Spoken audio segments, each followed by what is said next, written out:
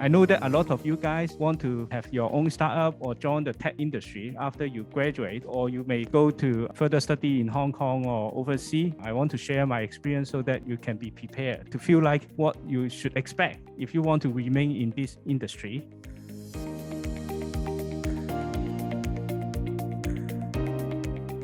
McKinsey report showed that the number of engineering professionals like computer scientists, engineers, IT administrators, IT workers, and tech consultants, they expect to increase by 20 million to 50 million globally by 2030. So the tech industry is definitely booming.